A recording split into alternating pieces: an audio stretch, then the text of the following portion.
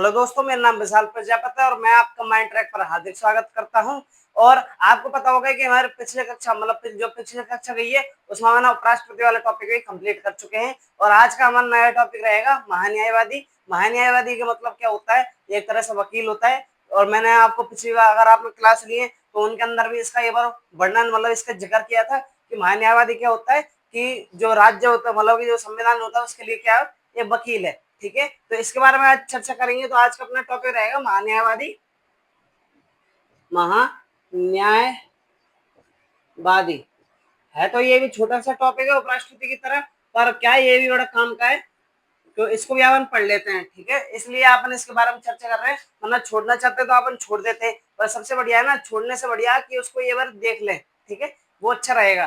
तो इसके बारे में आज चर्चा करने वाले हैं। तो सीधी सी बात देखो, चलो मैं इसको सही से लिखता हूं। इसका जो प्रावधान है, प्रावधान इसका जो प्रावधान है वो कहां से लिया गया है भाई? इसका जो प्रावधान लिया गया है वो अमेरिका है, ब्रिटेन से लिया है। ठीक है, अमेरिका। आपको पता होगा कि ज्यादातर क्या है, जो भी प्रावधान लिए गए हैं वो कहां से लिए गए हैं, किससे लिए गए? अमेरिका से। ठीक है भाई, यहाँ तक उम्मीद है ये पहला पॉइंट आपको बिल्कुल अच्छे से समझ आ गया है। दूसरा पॉइंट, इसका नाम क्या है, मतलब भारत के अंदर इसका क्या बोला जाता है? ठीक है, भारत में इसको क्या कहा जाता है? क्या कहा जाता है? पहली बात, हिंदी में बोले तो इसको बोल देंगे संविधान का वकील। संविधान का वकील। और अंग्रेजी में लिखते हैं अटॉर्नी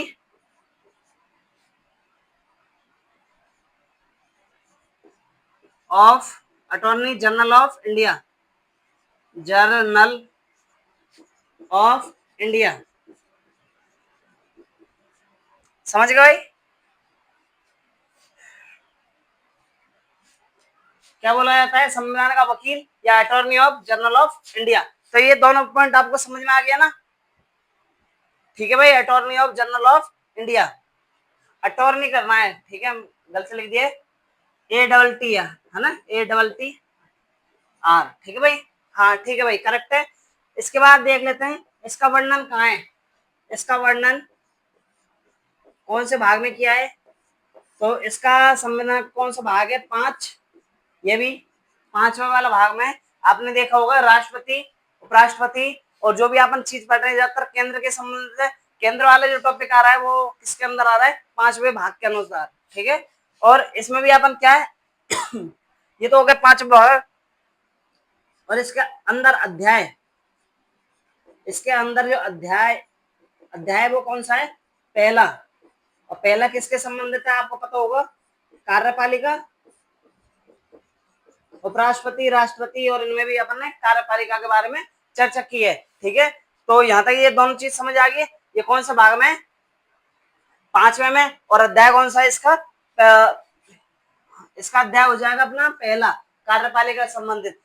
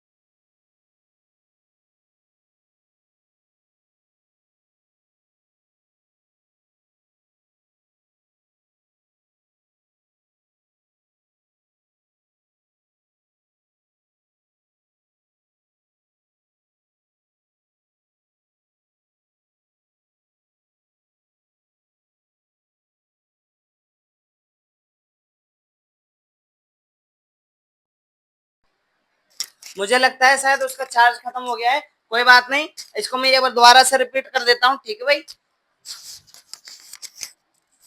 तो सुनो, इसका जो प्रावधान लिया गया है, इसका जो न्यायवादी का प्रावधान लिया गया है वो लिया गया है अनुच्छेद, सॉरी, अमेरिका से लिया गया है। और दूसरी बात, मैंने आपको बताया कि इसका जो कार्य है, मतलब इसको क्या कहा जाता है, तो इसको पहली बात, इसको बोला जाता है संविधान का वकील, ठीक है। अंग्रेजी में बोले तो क्या बोलेंगे इसको, अटॉर्नी जनरल ऑफ इंडिया। और सीधी सी बात है, ये भारत का क्या है, ये महाधिवक्ता होता है, जो किसका होता है, राज्य का होता है, ठीक है, राज्य का महाधिवक्ता, जिसको अपन बोलते हैं attorney of general of state, ठीक है, राज्य का होता है वो। समझ गए भाई, यहाँ तक उम्मीद है सारी चीज समझ आ गई है। इसका जो वर्णन किया गया है महान्यायवादी का भाग 5 में, अध्याय इसका पहले रहेगा, और कार्यपालिका के अंदर, और आपने देखा होगा राष्ट्रपति और उपराष्ट्रपति दोनों का संबंध किससे रहा है, कार्यपालिका के मतलब पहले अध्याय से है ना। इसका वर्णन कौन सा अनुच्छेद में किया गया है, 76 है ना, 76 में, और 88 88, ठीक है। इसके बाद इसका जो वरीयता क्रम है वो 11वें नंबर का है। 11वें नंबर का क्या मतलब, जैसे कि राष्ट्रपति का पहला, मतलब बोला जाता है कि राष्ट्रपति भारत का सर्वोच्च या सबसे पहला व्यक्ति है, ठीक है। तो नंबर 1, दूसरे पर उपराष्ट्रपति। तो ऐसे ही इसका जो क्रम आ रहा है वो कौन से पे आ रहा है, 11वें नंबर पर। तो एक बार इसको जल्दी से उतार लीजिए, फिर बढ़ेंगे अपन आगे की ओर। इतना मैं माइक को 4 लगा देता हूँ, ठीक है भाई। और साइड डालते हैं इतने इंक में, इंक डाल लेते मार्कर में, ठीक है दोस्तों। यहाँ तक समझ में आ गया है ना आपको। अब बढ़ लेते हैं अपन आगे की ओर।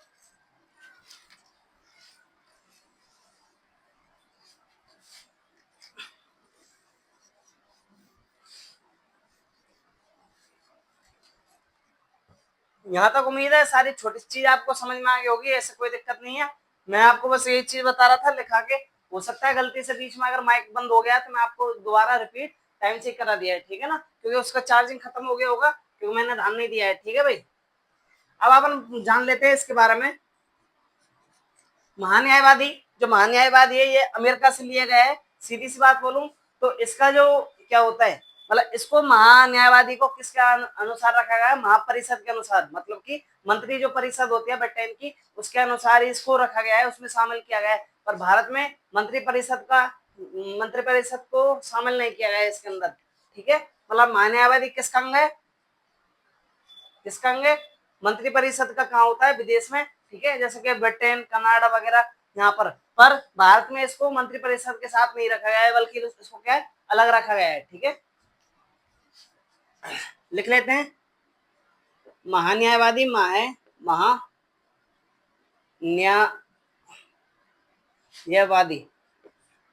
महान्यायवादी कुछ देशों में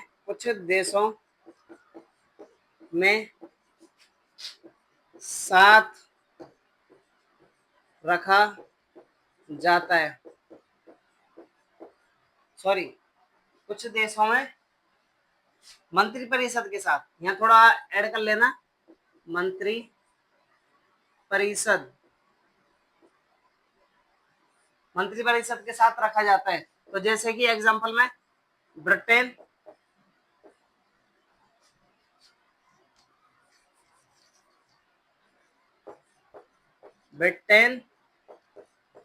कनाडा, ठीक है, ये ऐसे देश जो बाहर में, ठीक है। नंबर 2 जो काम की चीज है,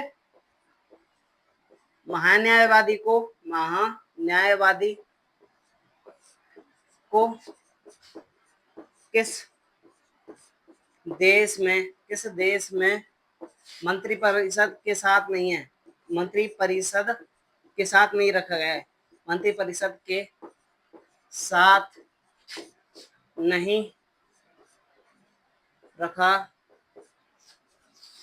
गया है, तो ये हो जाएगा अपना भारत, ठीक है। समझ गए भाई, इसका मतलब मैं एक बार दोबारा समझा देता हूँ।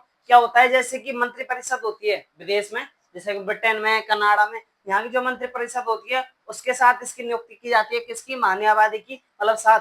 यदि किसी कारण से उस विदेश की जो मंत्री परिषद है वो त्याग पत्र दे देती है, या कुछ भी का मतलब कुछ घटित होने के बाद उसको छोड़ देती है ना, तो उस स्थिति में भारत विदेश में जो महान्यायवादी है उसको भी वो त्याग पत्र वगैरह देना पड़ता है, अपना पद को छोड़ना पड़ता है। दूसरी बात, भारत में इसका जो पद रखा गया है वो मंत्रिपरिषद से अलग रखा गया है, मंत्रिपरिषद को इसमें शामिल न किया गया है, समझ गए, मतलब ये मंत्रिपरिषद का अंग नहीं है, ठीक है। पर किंतु इसमें ये बात है जो कॉमन है, वो मंत्रिपरिषद के साथ अंग नहीं है, पर इसमें क्या कुछ क्वालिटी है, ठीक है, वो इसके साथ टच हो जाती है, बस इतना सा फर्क है। पर भारत में इसको अलग रखा गया है, ठीक है। अब बढ़ लेते हैं अनुच्छेद अपना, अनुच्छेद 76। देखो इसमें अपन 4 फॉर्मेट के बारे में जानेंगे, 4 भाग। महान्यायवादी, न्यायवादी की नियुक्ति। आखिर महान्यायवादी की नियुक्ति कौन करता है? पहला पॉइंट, ये बड़ा काम का है, ठीक है। इसकी नियुक्ति करता है राष्ट्रपति। भाई अनुच्छेद क्या कौन सा है? 76, 76, ठीक है। 76 में महान्यायवादी की नियुक्ति का बारे में बताया गया है, और नियुक्ति कौन करता है? राष्ट्रपति करता है, समझ में आया। और सीधी सी बात, इसमें जो योग्यता है वो योग्यता होनी चाहिए सुप्रीम कोर्ट के जज के समान, सुप्रीम कोर्ट के जज के समान, भाई समझ गए। नंबर 1 बात समझ आ गई। दूसरा भाग, इसके कर्तव्य क्या है? आखिर आपने ये पद लिया है तो इसका कारण क्या है? तो सीधी सी बात हो, इसमें पहला पॉइंट लिखते हैं तो ये विधि बनाने में क्या देता है? सलाह देता है। तो संविधान की विधि बनाने में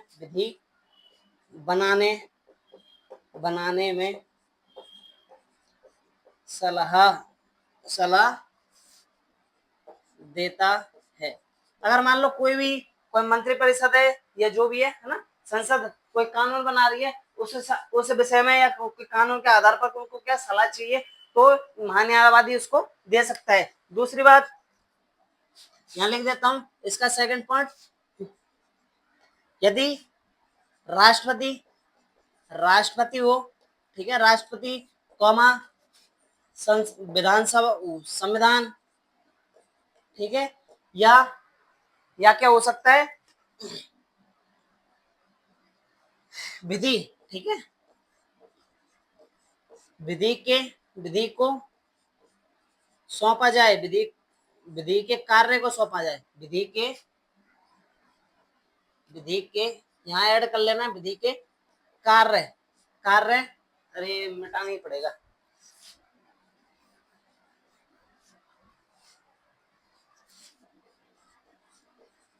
विधि के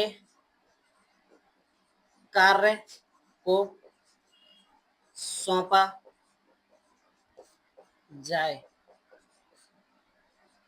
तो ये फुल स्टॉप कर रहा हूं। इसका मतलब क्या है? यदि विधि उसका क्या देगी कि विधि हो, राष्ट्रपति कोई कार्य क्या दे दे, कोई काम दे दे, ठीक है, विधि के संबंध में या संविधान के संसद में या किसी भी संबंध में, ऐसे संबंध में, तो उस स्थिति में ये क्या करेगा? अपना कर्तव्य करेगा, पालन करेगा। तो आपको ये बात समझ में आ गई होगी। इसको जल्दी से उतार लीजिए, फिर बढ़ेंगे 2 की ओर। 2 हो चुके हैं, अपना चौथा, तीसरा और चौथे के बारे में जानेंगे भाई, जल्दी से उतार लीजिए।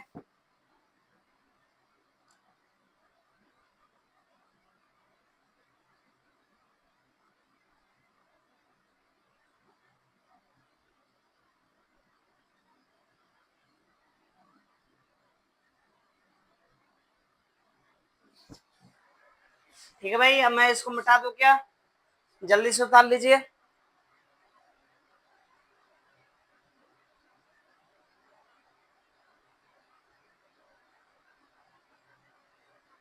ठीक है, मैं अब इसको हटा रहा हूँ भाई, ठीक है। उम्मीद करता हूँ यहाँ छोटी सी चीज आपको समझ में आ गई होगी।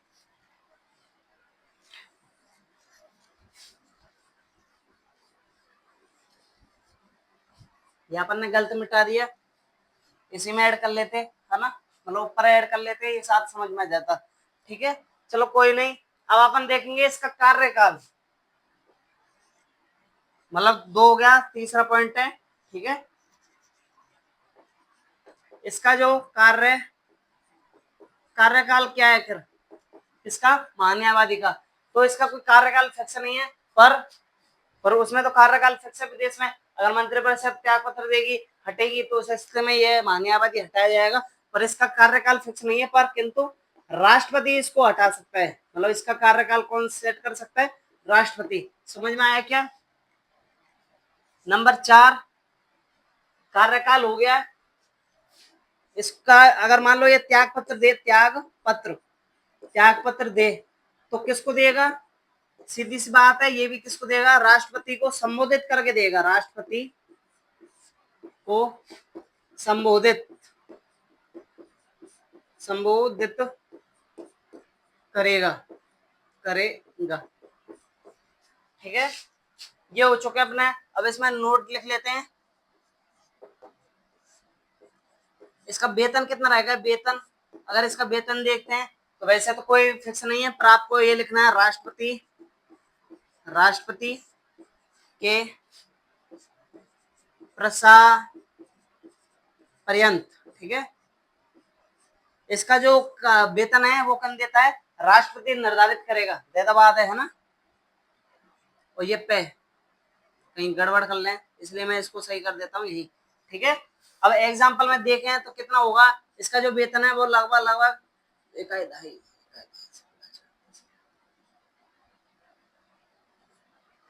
लगभग 2,50,000 है ना, 2,50,000 के पास है।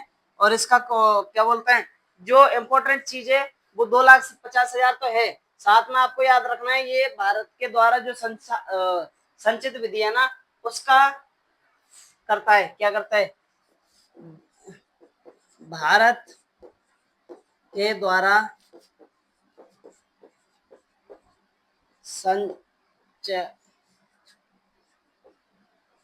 संचालित, ठीक है, जो संचालित विधि है उसके अनुसार इसको अपन क्या देते हैं? वेतन देते हैं मान्यवादी को। ये उम्मीद करता हूँ ये आपको सारी चीज समझ आ गई होंगी। अगर आप उतार लीजिए इसको।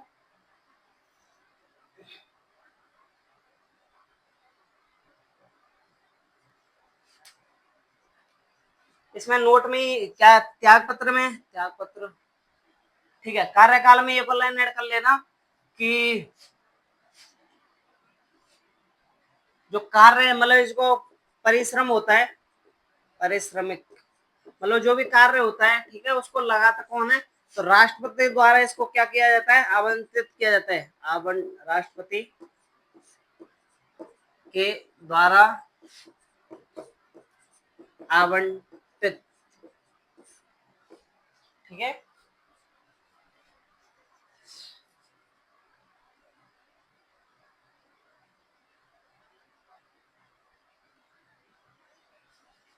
एक काम करना, इसको भी आप थोड़ा सा ऐड कर लेना। किसमें? इसी में ऐड कर लो। ठीक है, कार्यकाल इसी में ऐड कर लो। ठीक है, और सेकंड ये नोट में लिख लेना। चौथा लिखा देता हूँ। इसमें क्या थोड़ा सा अपन गड़बड़ कर चुके हैं, हल्का सा, कोई नहीं है, ये तो सही है। राष्ट्रपति का क्षेत्र है, सॉरी राष्ट्रपति का नहीं, इसका जो कार्य क्षेत्र है वो कितना है, कहाँ से कहाँ तक है, ये लिखना था। अपन ने क्या इसको मिक्स कर दिया था। ये तो सारी चीज इसमें लिख लेना। तीसरे में कार्यकाल संबंधित हो जाएगा। ठीक है, त्याग पत्र हो जाएगा, इसी में आ जाएगा, वेतन भत्ते आ जाएंगे। ठीक है, इसका जो क्षेत्र है, इसका मान्य आबादी का वो कितना रहेगा?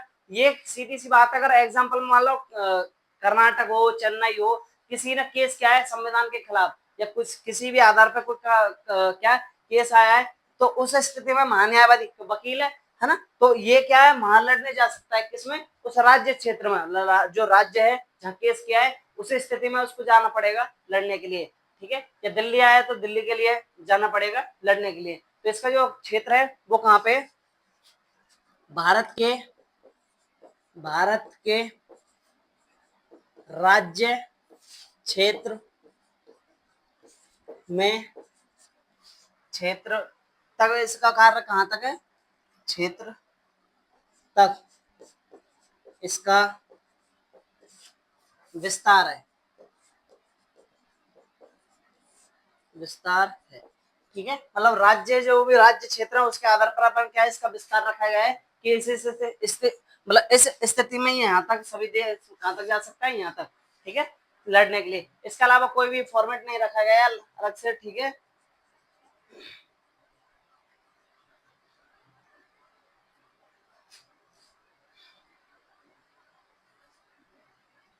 ठीक है भाई, करें स्टार्ट, थोड़ा सा और देख लेते हैं।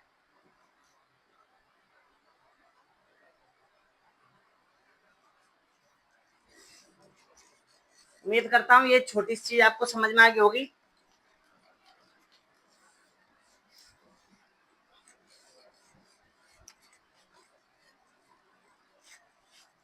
अपने पास आज थोड़ा सा वक्त ही कम है, नोट में देख लेते हैं। महान्यायवादी है, महान्यायवादी व मंत्री परिषद। मंत्री परिषद के बारे में बताई थी, मंत्री परिषद में समानता। आखिर इन दोनों में समानता क्या, किस किस चीज की है, उसके आधार पर देखते हैं। तो सीधी सी बात है, इसकी नियुक्ति, नियुक्ति में समानता है। कार्यकाल, हालांकि कार्यकाल लगभग 5 वर्ष का ही समझो एक तरह से, ठीक है, पर इसकी नियुक्ति भी एक तरह से क्या है, फिक्स रखी गई है, ठीक है। इसका कार्यकाल और नियुक्ति हो गया, कार्यकाल हो गया, वेतन हो गया, है ना, वेतन भत्ते, ठीक है।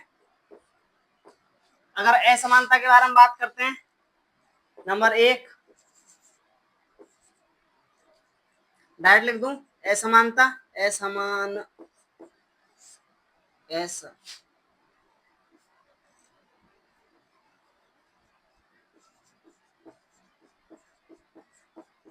इसमें जो असमानता रखी गई है वो जैसे कि त्याग पत्र के संबंध में, त्याग पत्र, ठीक है, हटाने में, हटाने, ठीक है, हटाने में त्याग पत्र के संबंध में इसमें क्या रखा है, असमानता। क्योंकि ये अगर मान लो मंत्री परिषद भंग हो जाती है, त्याग पत्र दे देती है, तो इस स्थिति में ये क्या है, अलग रखा जाएगा, ठीक है, इसमें ये अलग रहेगा, ठीक है।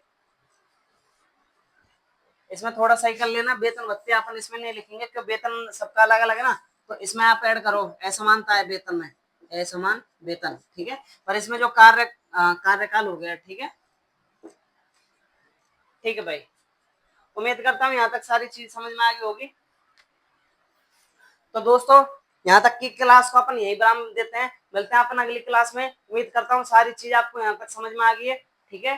तो मिलेंगे अपन इसी टॉपिक के साथ, इसको आगे बढ़ाएंगे। तो आज हमने इसके बारे में बेसिक बेसिक बात जान ली है। 76, ठीक है, 66वां, 76वां, ठीक है, 76वां जो अपना आर्टिकल है, अनुच्छेद, वो अपन कंप्लीट कर लिया। मिलेंगे अपन अगली क्लास के साथ। तो अभी तक के लिए जय हिंद जय भारत। हमारे वीडियो को शेयर करें और ज्यादा ज्यादा सब्सक्राइब करके जाएं, ठीक है भाई। मिलते हैं तो अगली वीडियो के साथ, ठीक है। जय हिंद जय भारत भाई।